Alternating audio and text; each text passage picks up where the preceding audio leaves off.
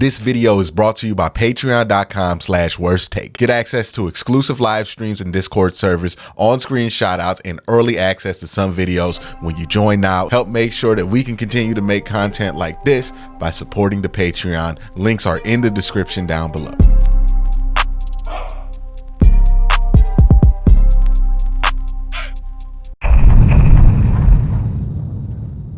The Browns play the Bengals week 1. It's about time, man. It's been a year.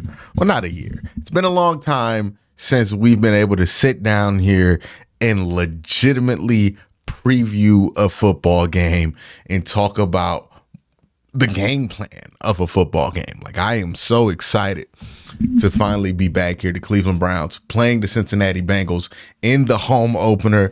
And there are some things to consider, but I have some bold predictions / like specific points in the game that I think are going to be very interesting for both sides of the team. And there's a lot of reasons why I've picked these things. The number one thing I have here written down for this game is Jonah Williams, Jonah Williams, Jonah Williams. Now, Jonah Williams used to be the left tackle. He did not play well there as the left tackle last year. Got replaced by Orlando Brown Jr., who's all right. And then they moved Jonah Williams kind of begrudgingly to right tackle. Now, Jonah did play right tackle in college, but every single person I hear talk about this that's played offensive line at a professional level tells me that you just can't flip-flop these dudes from right to left after they've gotten a certain amount of reps in at left tackle. And we've seen this kind of thing happen in this division before. When Andrew Villanueva left the Pittsburgh Steelers as their left tackle, joined the Baltimore Ravens as their right tackle, even though he played right tackle in college, he looked awful at right tackle. The question is, if you move Jonah Williams to the right side to kind of get him away from Myles Garrett, what happens when Myles Garrett simply just shows up on the right side and goes up against Jonah Williams? And Jonah Williams is now playing with his offhand. I don't know if that's going to be good. And even if it's not Myles flipping over to play Jonah, you still got Zadarius Smith going against him, who's a real legitimate, very good pass rusher. So it's not like the assignment is going to be easy for Jonah. This is also going to be Jonah's first game in a regular season NFL game at right tackle, with teams like trying to do twists and stunts and really trying to confuse him and get his footwork off. This seems like the wrong game, in my opinion, to play Jonah Williams at right tackle for the first time. And I think Jim Schwartz is going to heavily attack that right side of that offensive line. Now, maybe this is what the Bengals want. Maybe their game plan is to just flush Joe Burrow left all game, have him roll that way, and then take advantage of some easy passing lanes that are going to open up if the Browns are too aggressive on the right side. That could legitimately be Zach Taylor's plan. It could not. Maybe he thinks that Jonah Williams is going to be fine back there. But also, if that is the plan for Zach Taylor to go and just ignore the right side of the field, have Joe Burrow roll out left and only play with half the field, then you're already handcuffing Joe Burrow to half of the field. Then you add in some other factors. Joe Burrow not playing in the preseason because of the calf injury isn't going to affect the team in the way that I think people think it's going to affect the team. I think people are looking at Joe Burrow not playing and thinking he's going to have bad chemistry with his wide receivers. He's going to be a little off, a little behind. I don't think that's going to be the case. What I do think is the case, and where I do think the lack of him playing in the preseason is going to hurt the Bengals, is that these tackles, who are both in new positions, have no chemistry with Joe Burrow right now. Orlando Brown Jr. has not blocked very many reps with Joe Burrow back there at quarterback. Not at practice, not in the preseason. And that's the most important thing. Not at practice. These are things that we saw with Deshaun Watson and Jed Wills have a big factor in how Deshaun was getting moved out the pocket, how sacks were being created, where the offensive line just was not used to the quarterback style. And it took weeks, if that, to get that kind of chemistry. Usually you get that in the off-season period where you're in training camp and you're blocking and all that. You get the 11 on 11 reps in joint practice, and you're able to build that chemistry. Joe Burrow being out for pretty much all of training camp and only coming back days before the games start, they're not going to be able to build that chemistry on the right or the left side. Because while Jonah has a ton of reps blocking for Joe, those are on the left side. Right side reps are very different. That could be an issue. You also have to think, with as much man that the Cleveland Browns are going to play, they're going to spread this thing out, and they're not going to give their offensive linemen very much help. The race of this game, or the story of this game, at least when the Bengals have the ball, is, can the Browns defensive line affect Joe Burrow before Joe Burrow can find a wide receiver? If the answer to that question is yes, the Browns will have a good day. If the answer to that question is no, the Browns will not have a good day. Speaking of good days, the next point I want to talk about in my bold prediction / just a key point that you may want to pay attention to is Ja'Marr Chase. I think you should start him if you have him on your fantasy team. Obviously, you're not starting Ja'Marr Chase, but I'm just pointing out that I think Ja'Marr Chase is probably going to have a big day. He's going to be going up against Denzel. Denzel has had an up and down history with Ja'Marr, right? The efficiency has been there for Ja'Marr. There have been a couple of bad games that Ja'Marr's had, but there's been a couple of good games that Ja'Marr's had against Denzel, right? He had the 118-yard game last year. I think there was also a game at the end of the season where Ja'Marr came in there for like 5 targets or something like that, got 68 on him real quick in like the first half, and then didn't play for the rest of the game. The success has been there for Ja'Marr Chase 101 with Denzel Ward. And that could be an issue, right? Part of the reason the Browns were so good against the Bengals and covering those wide receivers was because of the, heavy emphasis in quarters and cover 3 that the Browns were sticking in that kind of made sure that they didn't get beat deep. Now you're playing a lot of man.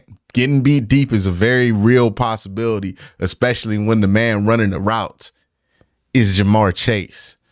And at this point, I think Ja'Marr Chase is probably going to have the upper hand on Denzel Ward. Now, again, this all comes down to the defensive line. Again, if the defensive line can get that pressure and affect Joe Burrow before he can get that ball cleanly to Ja'Marr Chase, we got nothing to worry about, because Denzel is a great athlete. He can recover if that ball is just a little off, a little late, a little early. Denzel going to be there. But if Joe Burrow is able to get those balls off in time, that's going to be a problem. So it's going to be the emphasis on the defensive line to penetrate, get pressure, and affect Joe Burrow all game.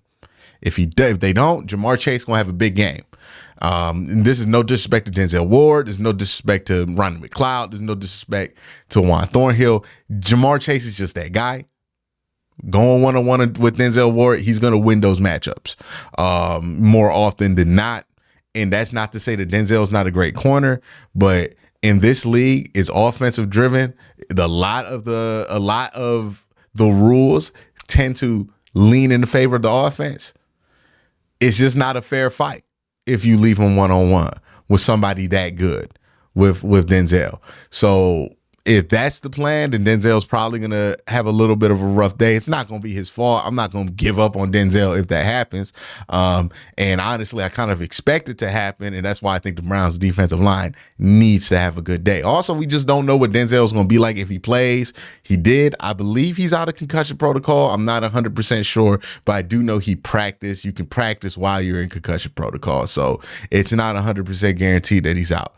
But if he does play, I think that's going to be an issue for the Browns. And And if he doesn't, then the issues are obvious, right? And then the Browns are trying to put like Grant Delpit or somebody on there. You can easily get a mismatch with somebody like Martin Emerson, take him long. And then we know the long speed issues that Martin has. You know what I mean? Like it becomes easier to exploit some of the pieces on the Browns defense if Denzel's not there. And seeing that he's leaning towards not being out there. Plus, even if he was, I don't know if that's a very fair fight. Now, again, Denzel's won these battles before, but winning those battles in zone is a little bit different than winning those battles in man. So that's my number 2 thing. My number 3 thing that I think is going to happen in this game is I think the Bengals offense is going to start slow. And I think a lot about this game will be decided early. I think there's going to be some opportunities for the Browns to take advantage of the slow start of the Cincinnati Bengals. If they do it, they'll be fine. If they leave opportunities on the board, they will regret it. It will hurt them and they will probably lose the game. What do I mean by leaving opportunities on the board? Dropped interceptions, fumbles that you don't recover, not scoring when you're in the red zone, kicking field goals when you're under 10 yards to scoring. These are things the Browns have to execute well. They have to take advantage of the opportunities that present themselves, because I think the Bengals will present some opportunities, especially on offense. I think that offense is going to start slow.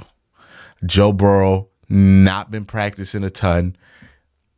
Offensive line, gonna have some growing pains with the new pieces and the moving parts that they're trying to add there on the fly and incorporate with Joe Burrow. And then they're adjusting to a Brown scheme that is completely different than the one that they've played against for the last 4 years. This is a recipe for an offense to start slow.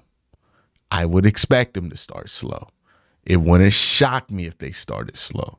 The Browns have to take advantage of that, which is why my next prediction is that the Browns are going to start fast. If we know anything about Kevin Stefanski, if we know anything about the Browns offenses the last few years, they tend to start fast, especially at the beginning of the games, especially at the beginning of the season. They are very good at starting fast. I expect them to have a pretty good looking first drive. I expect them to take advantage of some opportunities early. I expect them to put themselves in a position to take control of the game in the first quarter. That does not mean they're going to be guaranteed to win it, but they will be in a position to control the game. They still got to do it. I think that's going to be on the table for the Browns. The last thing I'm going to predict is that either Amari Cooper or Nick Chubb, they're going to have 130 yards. Now, this all depends on how they decide to play the Browns. If the Bengals decide to defend the Browns as if this is still 2021, as if the Browns have a question mark at quarterback, and they're putting a bunch of guys in the box and they're pretty much daring the Browns to throw, Amari Cooper is going to have a massive day. I think him against Cheeto is a matchup that he's going to be favorable in, especially when you can't just blanket Amari like they did in the last game that they played against the Browns with Deshaun and Amari in there. I think that you can get Amari lined up on the Cam Taylor Britt, and he could take advantage of a young player. You can also do some things with Elijah Moore to force some one-on-ones and to force them open. I think they're going to really be able to take advantage of that, especially since that Bengals secondary is younger and newer than they have been in years past, and they're a very scheme-focused secondary. And when you have a lot of vets, it usually works out. When you have a lot of rookies or young players and you're in that kind of system, it might be easy to confuse some of those guys, easier to get those guys out of position. So then if that's how they approach the Browns, I would expect that Amari Cooper will have a big day. If the Bengals approach is, hey, we know Deshaun's good. He's a former 3-time Pro Bowler. We expect him to be his old self, if not better. We're gonna worry about that first and then do stuff. Try to just have DJ Reader make plays in a run game. Then I expect Nick Chubb to go off for 130. Those are my bold predictions for Week 1. What are your bold predictions in week 1? How do you see this faring out for either team? Let me know in the comment section down below. You guys have a great day. Have an even better night.